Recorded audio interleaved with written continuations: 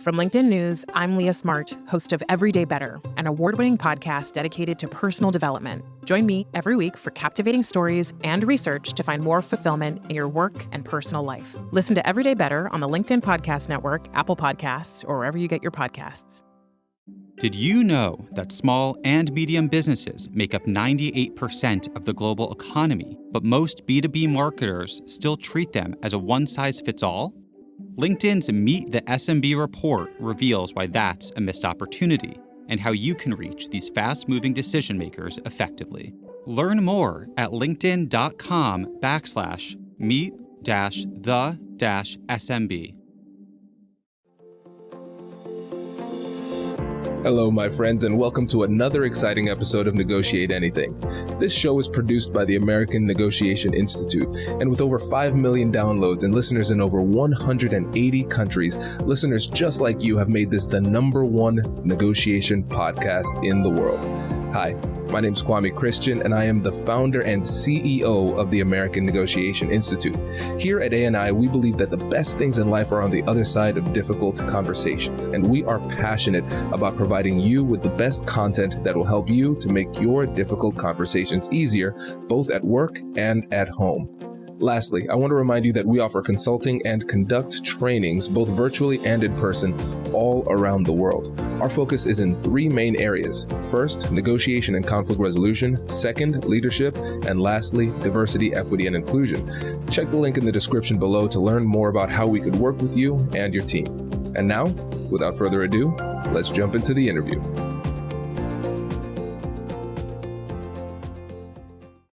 Leading under pressure. David, why do you think it's important for us to understand how to do that? Well, 2020, I could just stop there, right?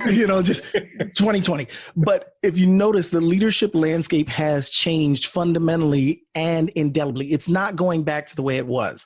And we have, in this 1 year, these 12 months or so, leaders have been put through a lot of changes. And what I've noticed working with leaders in a number of different industries is that they weren't ready, right? The changes that happened, moving from in-person to remote, handling remote teams, still being able to adapt on the fly as other leadership needs changed, there was definitely a gap for a lot of leaders. So right now, we're going to see change continue, and it's going to speed up. And most leaders, again, still aren't ready. So what I've done is I think that this is the time for leaders to learn how to lead under pressure. You can argue that leaders are always leading under pressure, but this is one of those moments that is a standout moment where the pressure is so it's so heavy. The pressure is so great right now that people can actually step back and say, yes, I need to step up what I'm doing as a leader.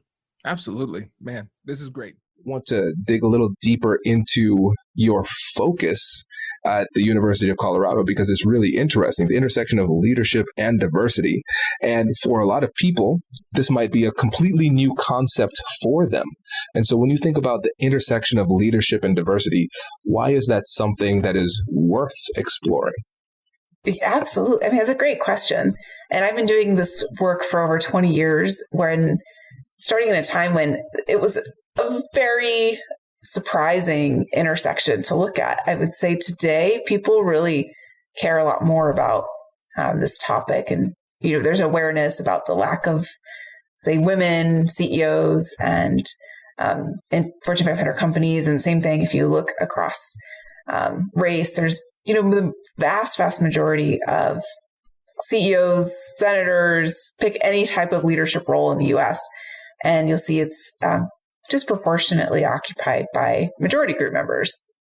And so why do I study this topic? I am a woman and I'm Mexican American, so maybe it's because of my own identity that I bring that caused me to study it, but I don't know if that's really true. I think the real answer is I don't think it's possible to study leadership without looking at race and gender, because if you are a researcher and you collect data about how leaders are evaluated or what leaders can do to be successful, you will inevitably find differences across race and gender. And I say inevitably because when I started doing this work, maybe way back in graduate school, I actually tried not to study gender or race or diversity.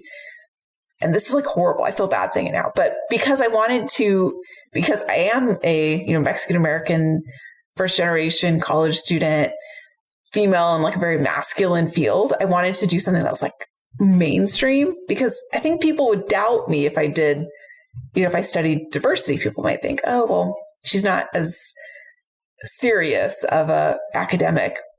And I'm fully ashamed of having felt that way, but I think it was kind of true at the time. But nonetheless, every study I did on the topic of leadership, I would find gender differences. I wouldn't find race differences as often because I usually didn't have enough diversity in my data to really find race differences, but there's always gender differences. The same behavior that predicts success for male leaders predicts failure for female leaders, right? So you can't ignore those differences. If you're a serious scientist, you can't just pretend they don't exist. And so I had to study that that topic. And then over time, it really became the most interesting thing that I study. I think it's the most important thing that I study. And after tenure, it doesn't really, I don't care as much if people question whether I'm the most serious scientist or not. I think what I'm doing is the most important topic out there. This is great. And so I want to highlight a couple of things, because the persuasion and negotiation nerd in me cannot help but do this. But you in particular are a very compelling person to have this message, because you were reluctant to carry the message. Like, that in itself is really persuasive, because as you're having these conversations with other people and they are skeptical, you can truly empathize with them and say, listen, I get it. I didn't want to do this, but after being confronted with the data, I had to do it. And I think it's really telling, the fact that you found those discrepancies between men and women in your data, and you didn't see those same discrepancies as it relates to race, mainly because there wasn't enough of a significant sample size to come to a conclusion, which is an important data point in itself. So I just commend you for leaning into that and having and kind of leading this, because it's really important. So presence, what do we need to know about that? So executive presence is basically making sure that you are staying focused on the right things. You're enabling your team to stay focused on the right things, and you're not running around panicking and messing up the morale and doing more harm to your team and your culture than you're doing good. So one of the things I've noticed during this time is that many people didn't panic as outwardly as you'd think, but they retreated. It was a way of them dealing with overwhelm. And when you're in a time of crisis, as a leader, you can't retreat. You can't hide out. You cannot, because as you go, so goes the team, so goes morale, so goes culture. So as a leader, a big part of what you're going to be doing is demonstrating that presence to let people know that you can stay calm. We may not have the answers, but we're working on it. I can't say what's going to happen, but we're working to make sure that everyone's jobs are stable, intact, moving forward. We're going to take care of you. It's a lot of reassurance. It's a lot of people management above and beyond assigning tasks and making sure that things are getting done and hitting targets. This is the softer side of leadership that is more nurturing, and a lot of leaders have gotten away from because they don't see themselves as motivational. They don't see themselves as nurturers. They see themselves as employers making sure that people get work done. And fundamentally, that's a big difference between management and leadership. Small and medium businesses don't have time to waste, and neither do marketers trying to reach them. On LinkedIn, more SMB decision makers are actively looking for new solutions to help them grow, whether it's software or financial services. Our Meet the SMB report breaks down how these businesses buy and what really influences their choices. Learn more at linkedin.com/meet-the-SMB. That's linkedin.com/meet-the-SMB. When you think about the things that people often do unwittingly that are problematic in their leadership when it comes to communicating effectively and resolving conflict effectively, what do you think those key mistakes are that people need to avoid? Oh, that's a great question. I think the number one mistake that I see is that people come to conflict and expect that this is going to be a logical dialogue, because the data is right in front of us and the data leads us to very logical solutions, 1, 2, and 3. Why don't we try those, get some more data on how this is going to work, find the best strategy and move forward. And when those human beings who are complex people come to conflict, they don't bring just their logical mind, they bring their whole selves. And so when the leaders that I'm working with are having to talk through conflict, having to deal with difficult conversations, the number one mistake that I think people make is to assume that we can handle this in a logical, objective, abstract kind of a way. It takes a lot more emotional intelligence than that, which means it takes more time. It takes more deep breaths. It takes a whole lot more listening to be able to get the engagement to move down that road. It takes a lot more discovery in the process. Absolutely. Yeah. And we see it all the time, especially when you have people who believe that they're quite intelligent. They think highly of themselves, right? Right. Yeah. You try to get a whole lot of these really intelligent folks who are amazingly skilled. They have amazing skills, deep wells of professional technical knowledge. And then they have to deal with something that isn't really a technical kind of a problem. It's a culture problem, or it's an equity problem, or, there are folks like the community that we serve is really feeling left behind. That's not a logical that's not a purely, let me say it that way, it's not a purely logical problem. There are emotions involved and there's humanity involved. Absolutely. And when you miss that, it leads to frustration for everybody involved. Absolutely. And I think about it as a mediator. Some of my favorite mediations were when people would use the terms irrational or crazy. And because whenever I heard one party say, oh, I can't believe they're asking for this or they're doing this, it's completely irrational, I'm like, oh, I know what the other side's going to say. I go in and they say, they're completely irrational. This is crazy, right? And if you think that rationality or logic is going to save either one of those things are going to save the day, you're going to be woefully mistaken. And a lot of times the things that we think are logical or rational are very subjective. Absolutely. What's logical to you might be, something that seems, pie in the sky or on the clouds to me. One of the things that we talk about with just this kind of problem is, most everybody has heard about, listening and being able to reflect what people say, being able to, reframe what people say. So someone comes to you and they're expressing their frustration in this difficult conversation. So active listening, we're going to say back to them in a different way what they've said so that we're showing them that we're listening to them. And a lot of times in these conversations, the person goes, oh, okay, no. And they say it again. And they say the same thing. You're like, I just did the whole paraphrase kind of thing back. Okay, I'm going to quote them this time. I'm just going to prove I'm listening to them by, I heard you say, and then you just quote to say exactly what they said. And when they go, oh, no, that's when they need to feel heard, not be heard. And that is a completely different process. Now we're not talking prefrontal cortex of your brain, right behind your forehead. Now we're talking the what we call your reptilian brain, your amygdala. It's your emotional center. If you put one finger above your ear, kind of by your temple, and one in the middle of your forehead, where those two lines intersect, you have the amygdala hangs out in your brain.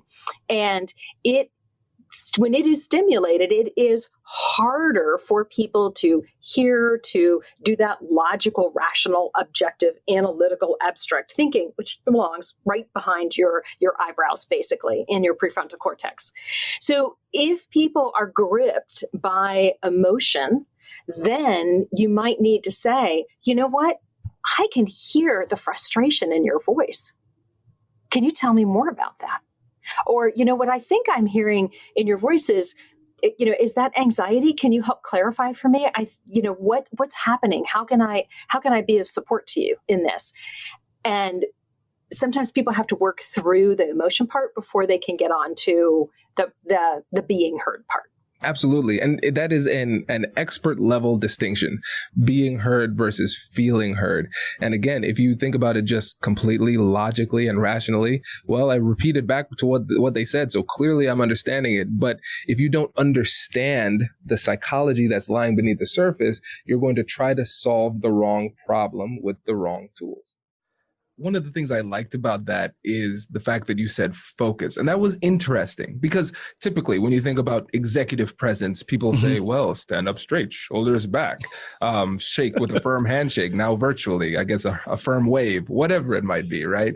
And I like that you started off with focus. That was interesting. So tell us why it starts there. It starts there because what you're focusing on is what your team is going to focus on. And I've heard all of the same stuff, the firm handshake, look them in the eye, hand your business card with one hand and shake with the other. That's not necessarily executive presence as much as it is making a good impression, right? Right. Executive presence goes well beyond making a good impression to ensuring that your team can function through crisis.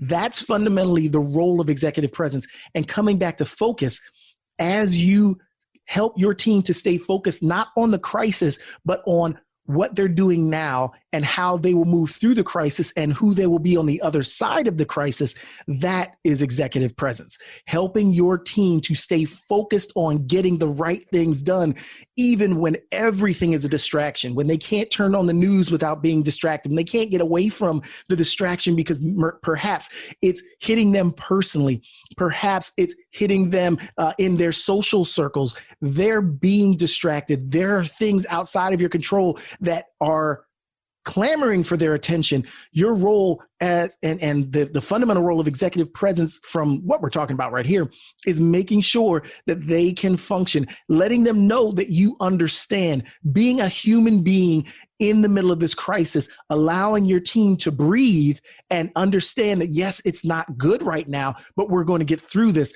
That's executive presence, that calming presence that lets your team know we're going to make it. If you're running around, I often use the 6 days, 7 nights, Harrison Ford, and I can never remember the young lady who's in that with him. I love that movie, but there's a scene when they've tried everything and Harrison Ford, who was a pilot in this movie, walks into this tall grass and he starts shaking the grass and cussing and kicking and everything. And she walks back out and the actress looks at him and says, I understand you're upset. Don't ever do that again. I can't afford to see you like that. That's understanding executive presence. You can't kick the grass. You can't go off and have a hissy fit or a meltdown that's public, because it will undermine not only their confidence in the direction and tomorrow, but it will undermine their confidence in your ability to get them there.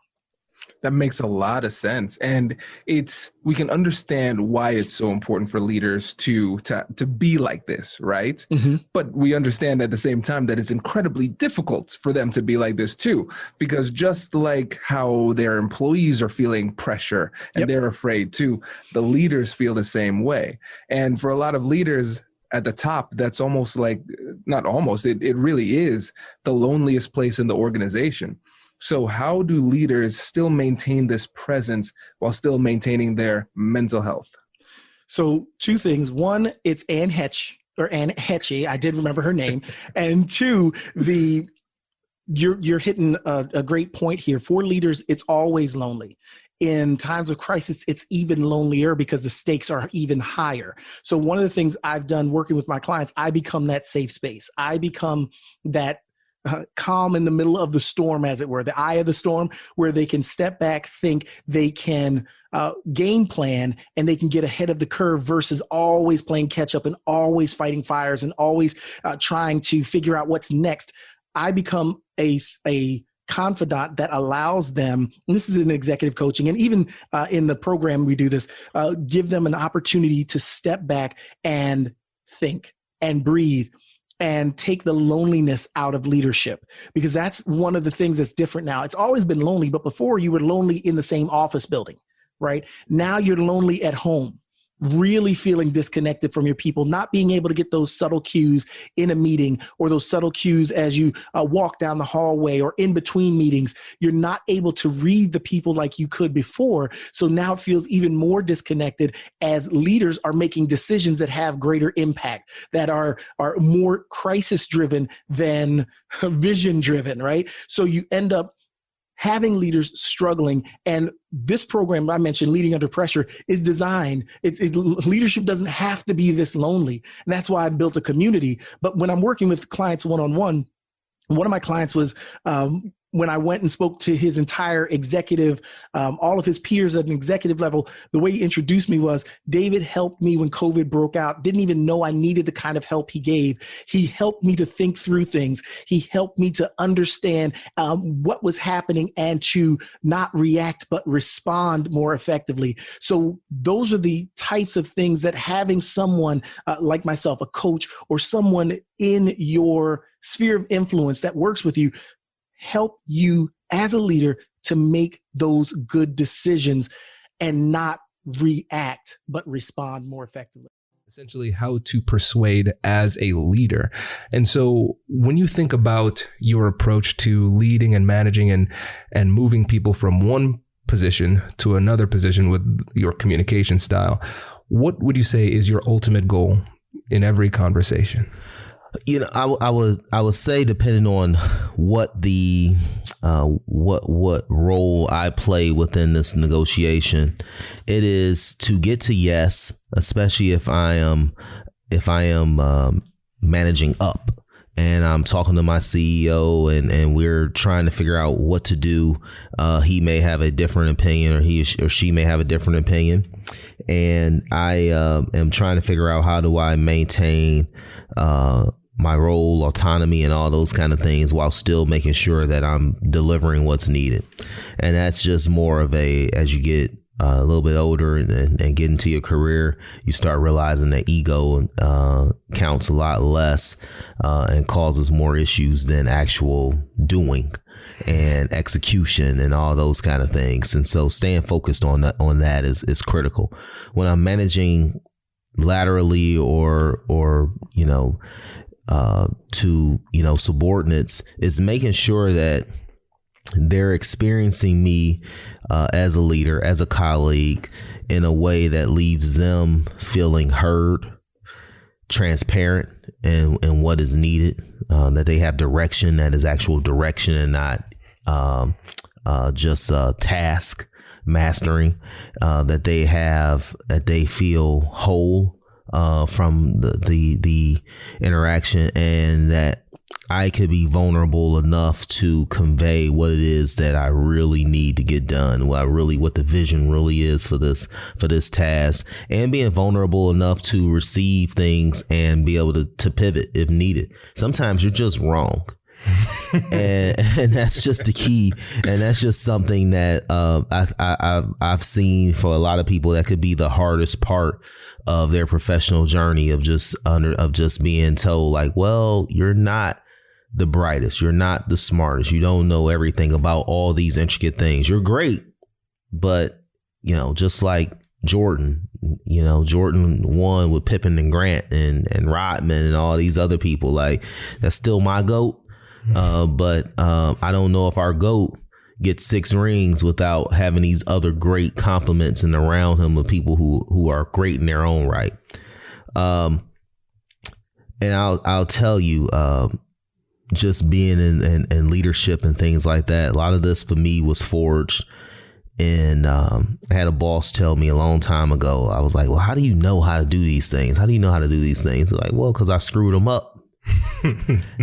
And when dealing and working throughout, my early career, learning to lead by being willing to be a teammate first and foremost, really helped me become to take the next step in my leadership journey, and what I had to realize too in my own right. Like, it was good, it was great, it was I had traversed pretty well by my mid-30s and had hit all the markers, as far as titles, pay, autonomy, all these kind of things.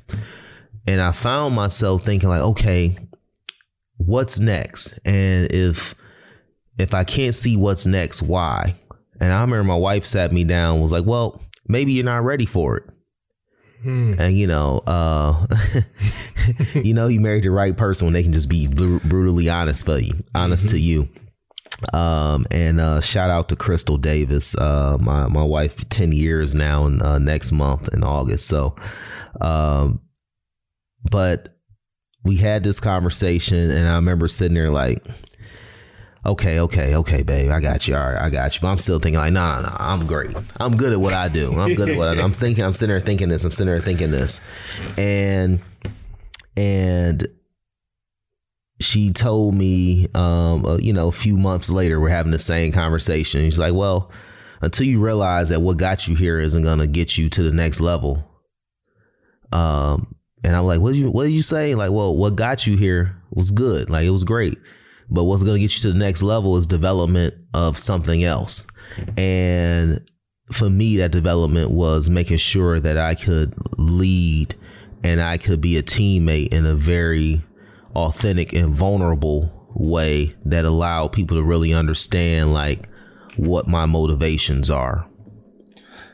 This is great. And one of the ways you can treat people with respect during these times is to acknowledge their stress, to be patient with people, to be understanding. Let your folks know exactly what the goalpost looks like. Then celebrate when you get there. I would encourage leaders to celebrate things now more than ever. Give people more opportunity to take a victory lap. Right? You have to be the chief motivational officer for your team. One of my clients, this was her hang up. She was not, she was all about business, right? I just had a Lego movie. For those of you who have kids and have seen Lego movie, you'll know that's business. But she was all about business. And one of the things I shared with her is I said, you've got to become the chief motivational officer. When people see you, they need to smile, not frown. People need to walk up to you to share their good stories, not try to avoid you because they think you're just going to hit them with something else.